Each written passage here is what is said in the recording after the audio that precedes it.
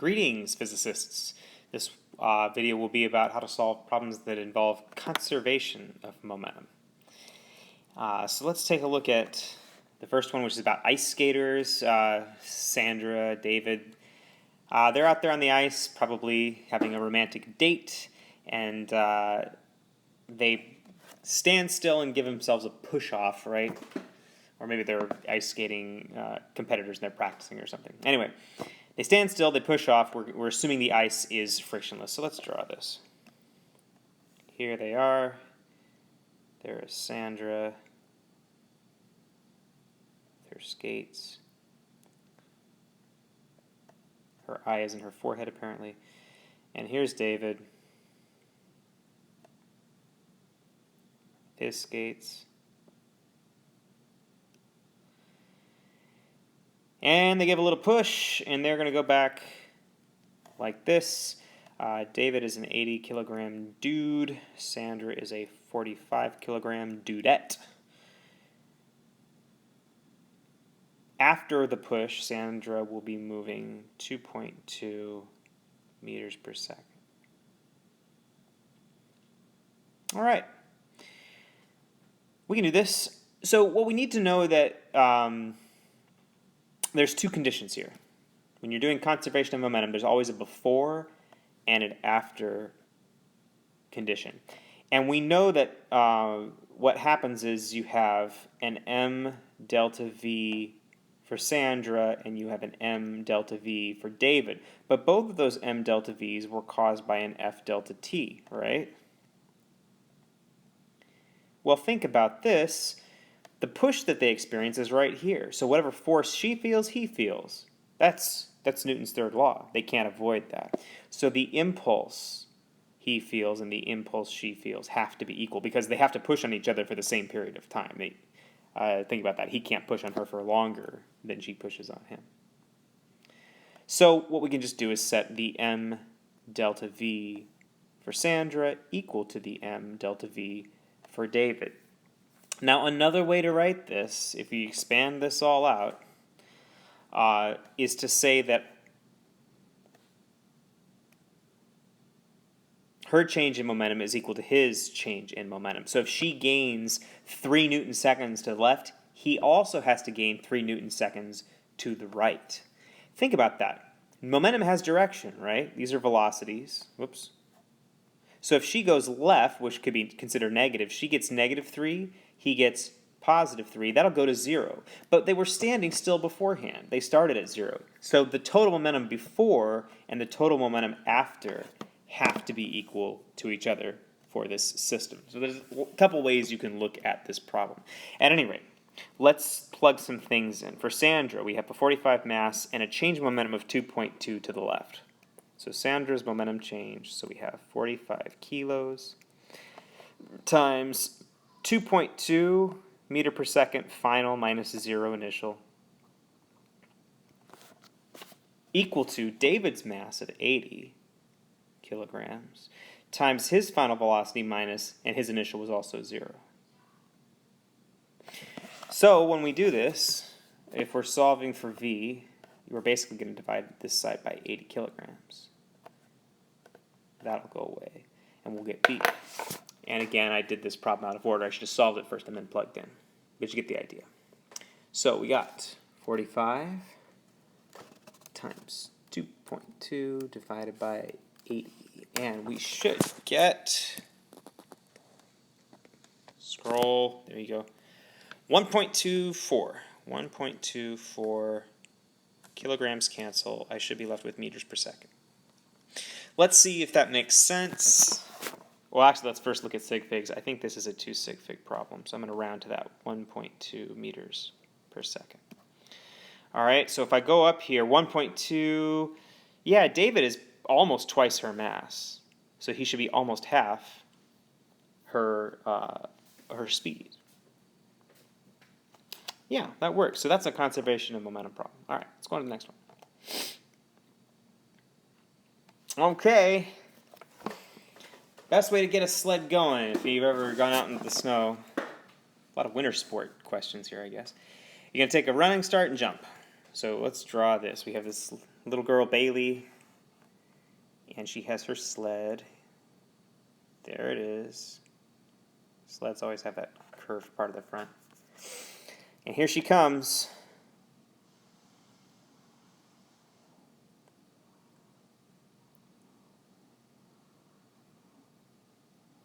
There.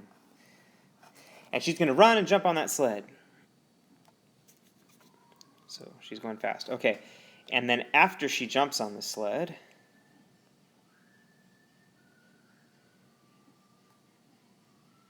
there she is.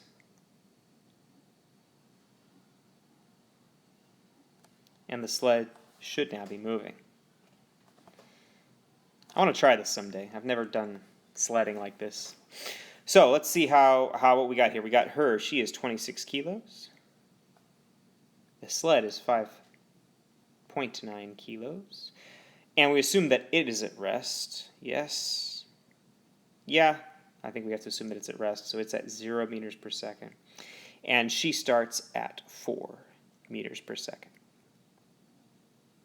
That's the before givens. And then we have an after situation. And the after situation is down here where they're all together. That's all one piece. So what is that if we add that together? It's like 31.9? Yeah. So altogether their mass will be 31.9 kilograms.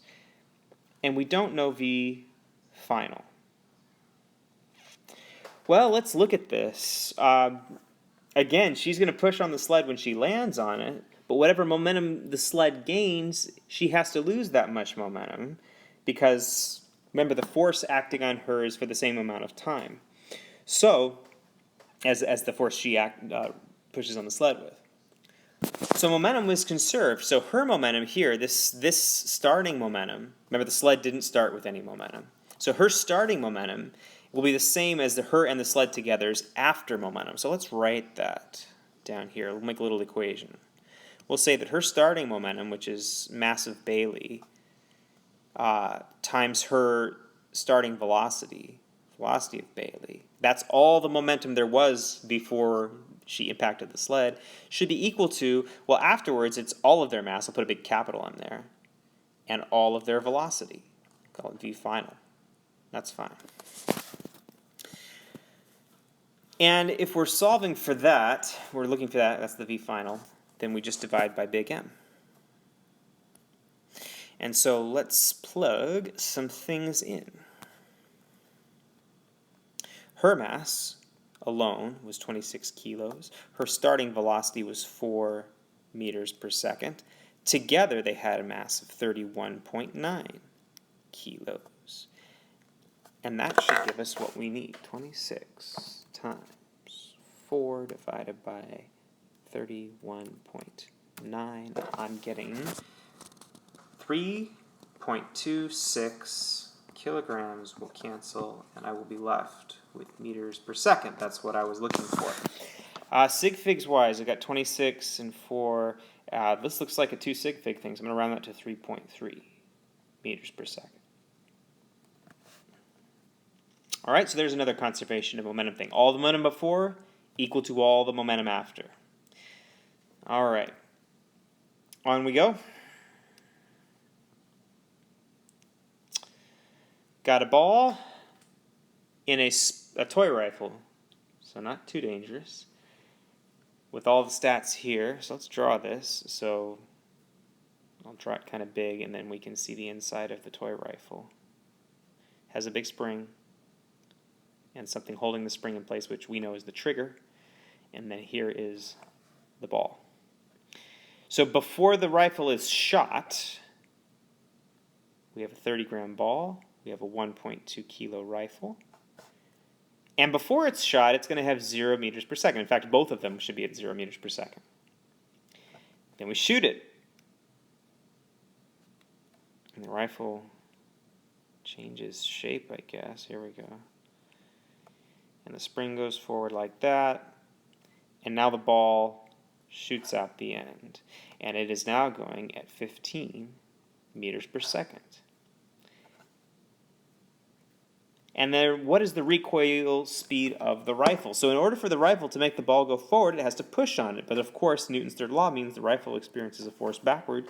so it will go backward. How fast does it go backward? Let's find out. Well, what did this all start with? This all started with zero momentum. And this force applied on the ball equally applied on the rifle. So there should be a total of zero momentum after as well.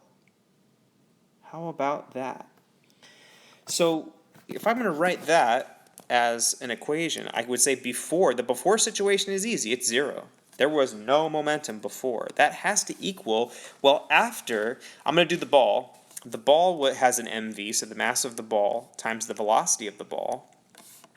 But the rifle has an mv, so we'll add that in, plus the mass of the rifle times the velocity of the rifle. And we're looking for the velocity of the rifle. So if I solve this up, the velocity of the rifle should be equal to negative mBVB divided by mR.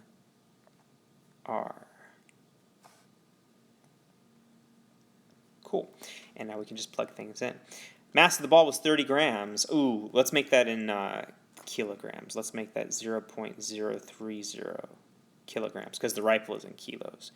The velocity of the ball is 15 meters per second. And all of this is negative over, whoops, come on, there you go. Over the mass of the rifle is 1.2 kilograms. Let's see what that comes out to. 0.03 times 15 divided by 1.2. 0.375, which is negative, so I'm going to get negative 0.375. My kilograms cancel. I get meters per second. I wanted meters per second. So that rifle will go backwards at maybe a third of a meter per second. And that's what that negative sign means, right? So if the ball's velocity is forward, it was just positive, then the rifle's velocity has to be backwards. If we didn't get a negative answer here, you would question that. So that makes a lot of sense to us. And look how slowly it goes backward. 15 here, if this is a third, that's what, 45 times slower than the ball?